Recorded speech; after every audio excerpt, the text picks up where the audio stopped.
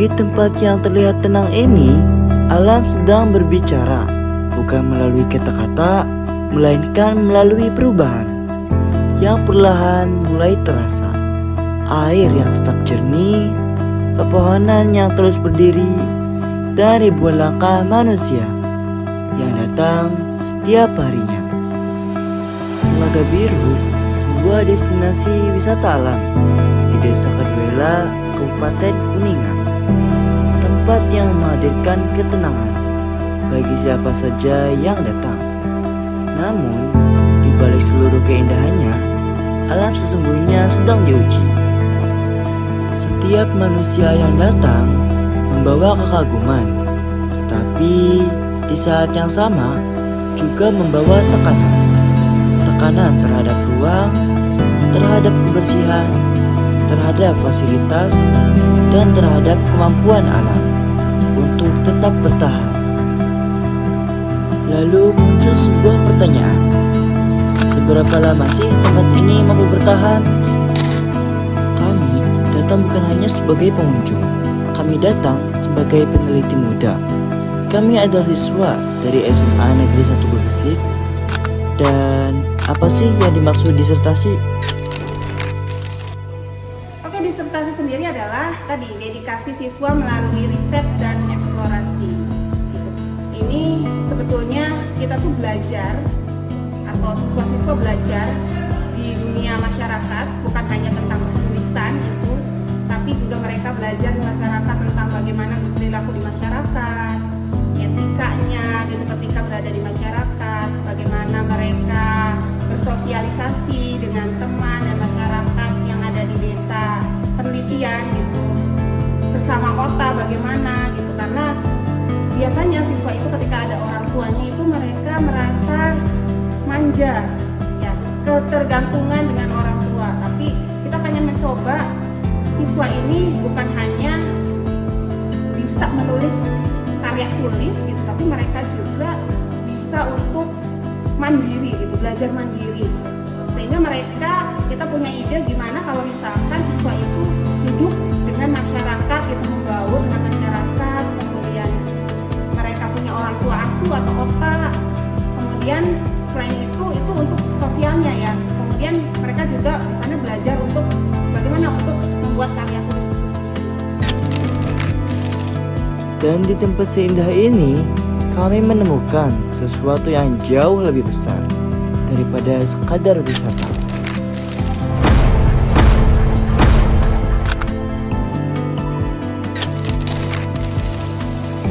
Telaga Biru adalah salah satu destinasi wisata alam yang menjadi daya tarik utama di Kabupaten Kuningan. Keindahan airnya, suasana asrinya, serta ketenangan alamnya menjadikan tempat ini terus didatangi pengunjung dari berbagai daerah. Namun, semakin meningkatnya aktivitas wisata, perlahan menghadirkan tantangan baru. Karena alam memiliki batas kemampuan, dan ketika batas itu mulai terlampaui, kerusakan akan datang secara perlahan. Penelitian ini dilakukan selama 3 hari, mulai tanggal 28 hingga 30 April 2026. Kami menggunakan metode mixed method dengan pendekatan concurrent triangulation yang menggabungkan data kuantitatif dan data kualitatif. Kami juga menyebarkan kuesioner kepada 50 responden, melakukan observasi, serta wawancara yang mendalam terhadap pengunjung dan pihak pengelola. Namun, penelitian itu tidak cukup hanya melalui angka saja, karena sebuah tempat juga berbicara. Melalui manusia yang hidup di dalamnya, kami berbicara langsung dengan pihak pengelola, yaitu BUMDes Area Kemuni, untuk memahami tantangan terbesar dalam menjaga Telaga Biru agar tetap lestari. Bagaimana strategi BUMDes atau pengelola agar Telaga Biru tetap lestari sampai 10 tahun ke depan? Ya, kita dengan cara merawat yang sudah ada, kita dengan cara nanam pohon juga. Kalau misalkan yang sekiranya mati kita ganti, yang sudah rindang beberapa mungkin kalau terlalu itu kan kita tebang biar tidak merusak hutan. Biar tetap asri ya, nyaman. Ya, tetap nyaman asik biar oksigennya langsung dari alam.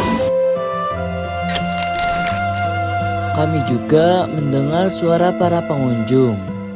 Karena keberlanjutan wisata itu bukan hanya dirasakan pengelola saja, tetapi juga dirasakan oleh mereka yang datang menikmati tempat ini. Seluruh jawaban, seluruh observasi, dan seluruh data akhirnya kami rangkum menjadi sebuah penelitian ilmiah. Tetapi perjalanan ini belum selesai. Karena setiap penelitian harus dipertanggungjawabkan. Malam demi malam kami menghafal, menyusun argumen, dan mempersiapkan diri untuk satu momen yang menentukan, yaitu sidang.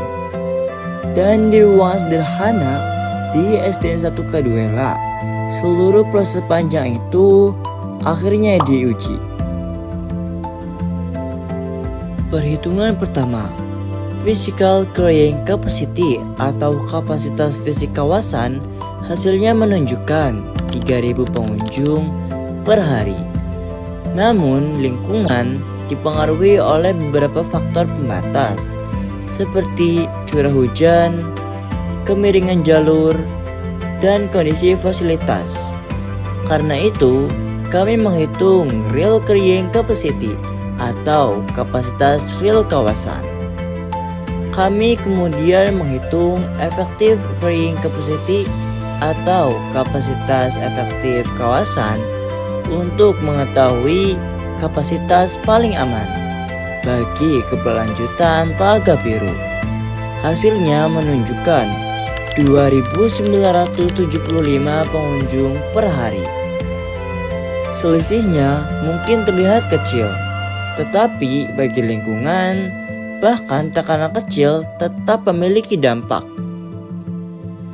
Masalah terbesar ternyata bukan hanya jumlah manusia, tetapi kesadaran manusia. Kami menemukan masih adanya sampah, keterbatasan fasilitas, serta tekanan terhadap lingkungan ketika jumlah wisatawan meningkat. Dan perlahan, alam mulai memberi tanda. Perjalanan ini lebih dari sekadar tugas sekolah. Kami belajar bahwa penelitian bukan hanya tentang angka saja, tetapi tentang kepedulian. Kami belajar bahwa menjaga alam bukan tugas satu orang, melainkan tanggung jawab bersama. Mungkin suatu hari nanti jumlah manusia akan terus bertambah dan dunia akan berubah. Tetapi kami berharap Telaga Biru tetap menjadi tempat di mana alam masih bisa bernapas. Kami adalah kelompok 1 dan inilah dedikasi kami untuk ilmu pengetahuan, untuk lingkungan, dan untuk masa depan.